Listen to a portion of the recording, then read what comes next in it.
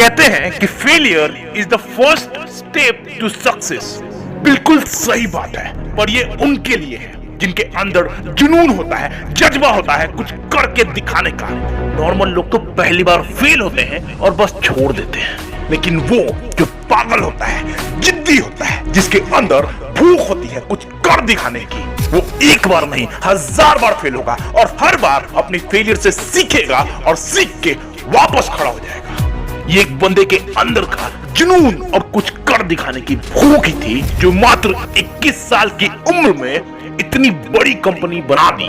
जिसको कंपटीशन देने वाला दूर दूर तक आज कोई नहीं।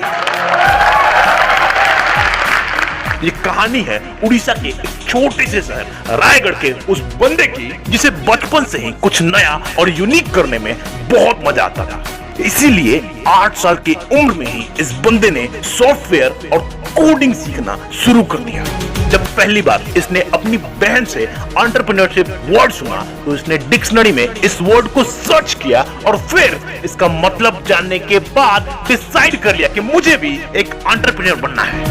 10th पास की और फिर कोटा चला गया IIT की तैयारी करने के लिए, पर बनना तो था इसे एंटरप्रेन्योर। तो इसने वहां से वीकेंड्स में दिल्ली जाना शुरू किया और अलग अलग कंपनीज के सेमिनार्स एंड कॉन्फ्रेंसेस अटेंड करने शुरू कर दिए।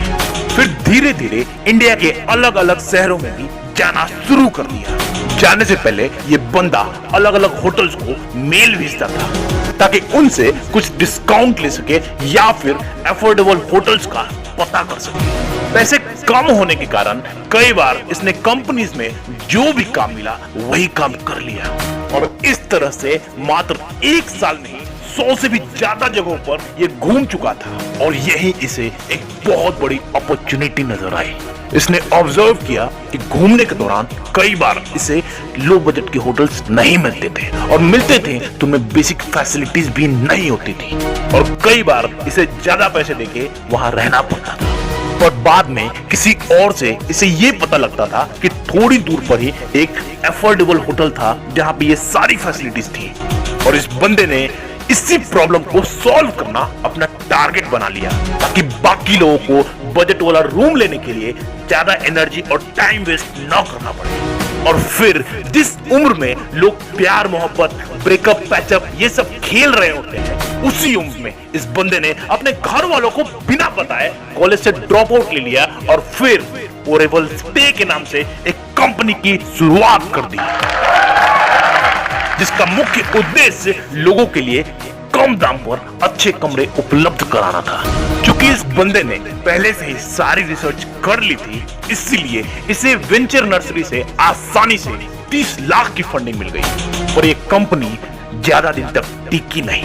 क्योंकि लोगों को कम दाम में रूम तो मिल जाते थे लेकिन फैसिलिटीज नहीं मिल पाती थी और यही कारण था कि कंपनी 6 महीने में ही डूब गई। परंतु ये बंदा निराश नहीं हुआ, उल्टा इस प्रोजेक्ट पर और भी ज्यादा पागलपन के साथ 16-16 घंटे काम करना शुरू कर दिया और रिसर्च किया उन कमियों पर और फिर उन कमियों को दूर करके इसी कंपनी को ओयो रूम्स के नाम से रीलॉन्च किया जिसमें कम दाम के साथ साथ कस्टमर की सुविधाओं पर पूरा ध्यान दिया गया था। जिसका रिजल्ट ये हुआ कि मात्र 1 महीने में ही इस कंपनी ने 1 करोड़ से भी ज्यादा बुकिंग रिसीव की।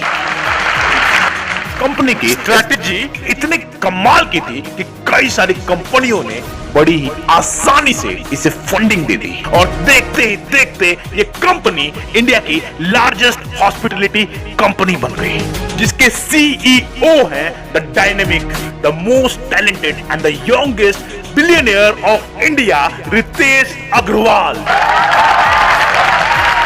जिसने मात्र 18 साल की उम्र में ही भारत की सबसे बड़ी हॉस्पिटैलिटी कंपनी की नींव रख दी थी। जिसके जुनून और जज्बे का ही नतीजा है कि आज ओयो न सिर्फ इंडिया में बल्कि चाइना, नेपाल, मलेशिया और ना जाने कितने सारे कंट्री में छाई हुई है, जिसका नेटवर्थ आज 7800 करोड़ से भी ज्यादा है। इसीलिए अगर आपको भी जिंदगी में कुछ बहुत बड़ा करना है तो फेल होने के लिए हमेशा तैयार रहना